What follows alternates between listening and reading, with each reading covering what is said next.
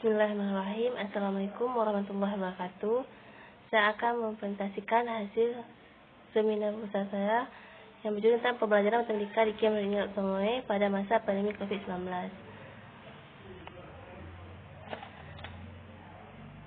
Pendidikan adalah suatu kegiatan yang sangat penting dalam kehidupan manusia.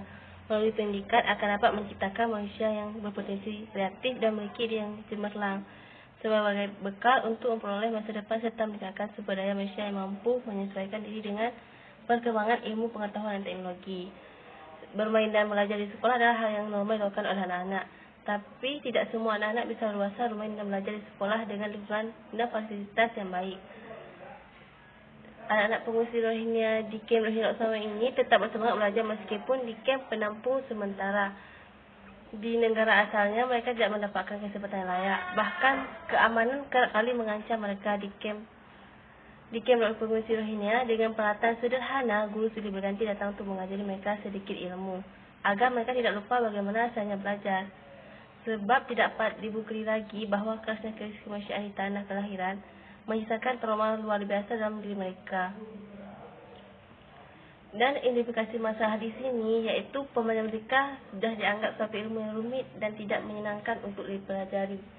Memang pembelajaran matematika itu sudah terbenam oleh setiap orang sulit.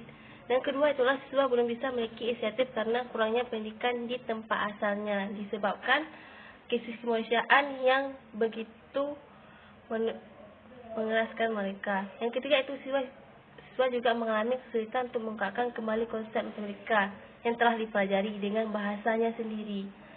Karena bahasa yang dipelajari oleh siswa Rohingya yaitu bahasa ibu, bahasa Bangladesh. Sedangkan di pengungsi di sini itu bahasa Indonesia dan dengan bahasa Inggris. Selanjutnya adalah fokus masalah. Fokus masalah di sini yaitu berdasarkan mulai belakang masalah, identifikasi masalah di atas, maka peneliti memuat masalah sesuai dengan tujuan penelitian ini agar tidak mengembang dari masalah penelitian. Maka penelitian memberikan masalah yaitu hanya mengkaji tentang bagaimana proses pelaksanaan pembelajaran matematika di Kem Rohingya. Karena sekolah yang di Kem Rohingya itu adalah sekolah non formal, beda dengan sekolah formal. Sedangkan rumusan masalah ini ada dua, yaitu untuk mengetahui bagaimana proses pelaksanaan pembelajaran matematika di Kem Rohingya Somoe dan apa saja kendala yang dihadapi dalam pelaksanaan matematika pada siswa Kem Rohingya Somoe, baik itu guru maupun siswa. Selanjutnya adalah tujuan penelitian. Tujuan penelitian ini yaitu untuk mengetahui bagaimana proses pelaksanaan pembelajaran matematika di Kem Rohingya Somoe. Dan yang kedua itu untuk mengetahui apa saja kendala yang dihadapi dalam pelaksanaan pembelajaran pada siswa Kem Rohingya Somoe. Yang adalah manfaat penelitian. Manfaat penelitian di sini untuk peneliti itu ada manfaat teoritis dan manfaat praktis. Di manfaat teoritis ini yaitu meningkatkan keterampilan berpikir seperti keterampilan memecahkan masalah oleh siswa itu sendiri. Yang kedua itulah dapat memberi kontribusi pikiran kepada pihak terkait untuk maksimalkan mutu pendidikan di setiap lembaga pendidikan non formal maupun formal.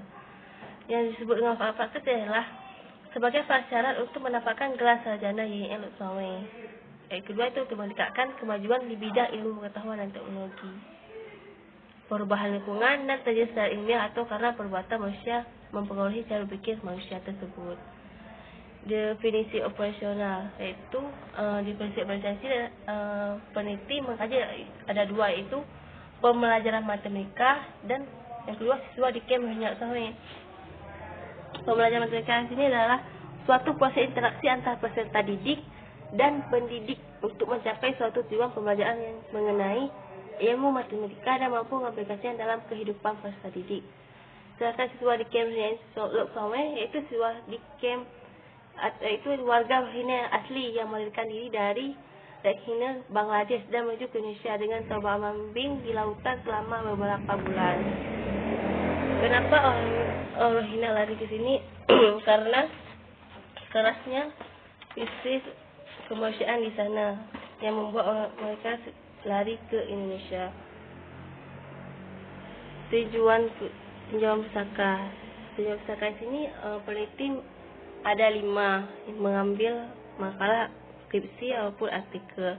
Yang pertama dari Nur Syaini Utami, yang kedua Nur Hadi, ketiga Irfan, yang keempat Ais Nur Khalik, yang kelima itu Faidatul Amma.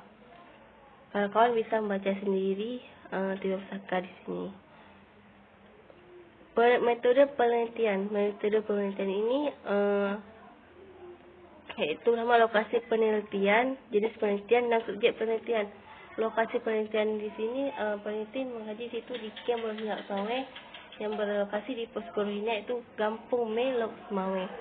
Yang kedua jenis penelitian.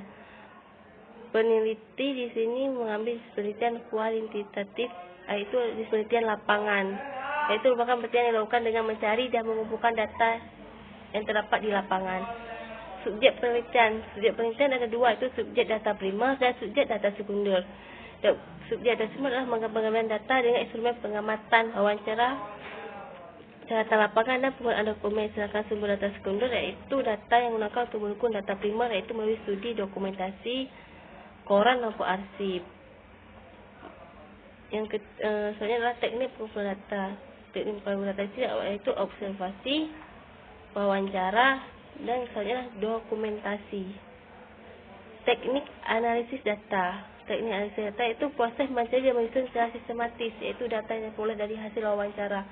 Hasil wawancara peneliti dengan siswa di Kem Rohingya Smawe maupun guru dan kepala sekolah. Selanjutnya analisis pendahuluan. Yaitu